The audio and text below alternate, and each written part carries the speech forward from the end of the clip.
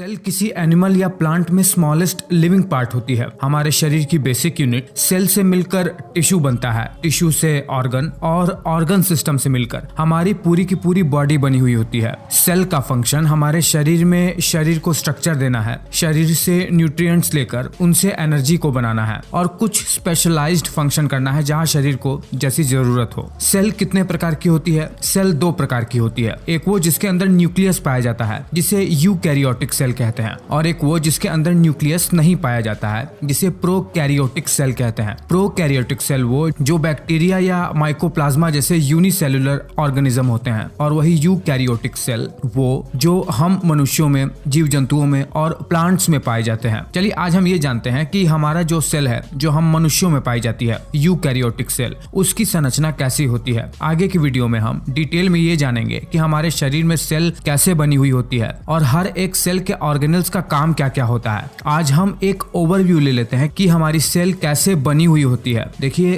कोई भी सेल हो, किसी प्लांट की सेल हो या किसी भी एनिमल की हो या फिर कोई प्रोकैरियोटिक सेल ही क्यों ना हो, तीन चीज हर सेल में कॉमन होती है। एक सेल मेम्ब्रेन, दूसरा सेल का साइटोप्लाज्म और तीसरा सेल के अंदर डीएनए मटेरियल यानी जेनेटिक मटेरियल। देखिए, हम मनुष्यों के सेल में जो सबसे बाहरी परत है उसे सेल मेम्ब्रेन कहते हैं, जो सेल को बाहर के एनवायरनमेंट से अलग करता है। ये दो लेयर से मिलकर बना हुआ होता है, लिपिड की लेयर से। सेल मेम्ब्रेन के इसी बाउंड्री के अंदर सेल के अंदर की ओर एक जेल लाइक फ्लूइड भरा रहता है जिसे साइटोप्लाज्म कहते हैं, और बीच में इसी सेल का सबसे इंपॉर्टेंट भाग, सेल का कंट्रोल सेंटर न्यूक्लियस होता है जिसके अंदर डीएनए यानी जेनेटिक मटेरियल होता है। ये न्यूक्लियस ही तय करता है कि सेल को कब और क्या करना है। देखिए, इसी न्यूक्लियस मेम्ब्रेन के अंदर ही डीएनए क्रोमैटिन नाम के स्ट्रक्चर के रूप में होता है, जो कि डीएनए का ही एक उलझा हुआ रूप होता है। इसी न्यूक्लियस के अंदर एक न्यूक्लियोलस नाम का स्ट्रक्चर होता है जो कि प्रोटीन को सिंथेसाइज करने के लिए राइबोसोम का निर्माण करता है। इसका संबंध भी डीएनए से ही होता है।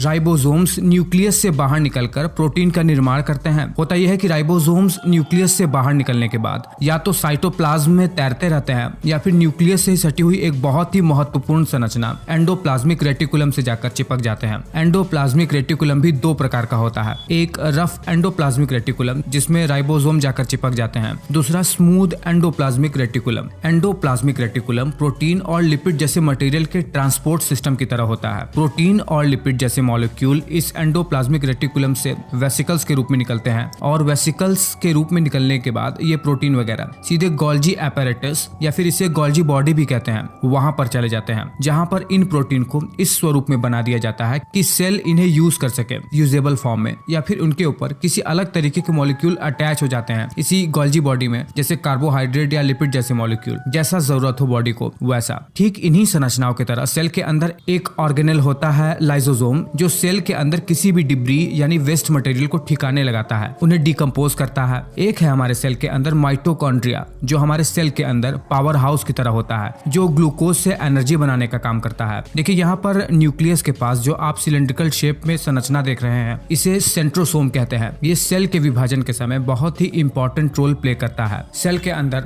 जहाँ पर अभी मैं पॉइंट कर रहा हूँ वो है प्रोटीएसोम्स, जो कि अनयूज प्रोटीन को डिकम्पोज करते हैं। ठीक उसी तरह ये है पेरोक्सिसोम्स, जो कुछ ऐसे एंजाइम बनाते हैं जो सेल के अंदर बने हुए टॉक्सिक मटेरियल को डिकम्पोज करते हैं। और इस सेल के अंदर सभी ऑर्गेनेल्स सही से अपनी जगह पर इसीलिए रहते हैं क्योंकि सेल के अंदर एक साइटोस्केलेटन नाम की संरचना होती है, जो कि प्रोटीन के फिलामेंट होते हैं जो सेल को स्ट्रक्चर देते हैं, एक मजबूत ढांचा बनाते हैं, जैसे हमारे शरीर में स्केलेटन होता है। ठीक उसी तरह देखिए, ये वीडियो इंट्रोडक्शन है सेल के बारे में। आगे हम सेल को ढंग से जानेंगे, एक एक ऑर्गेनल्स के बारे में। तब तक आप इस वीडियो पर अपनी प्रतिक्रिया जरूर दीजिएगा।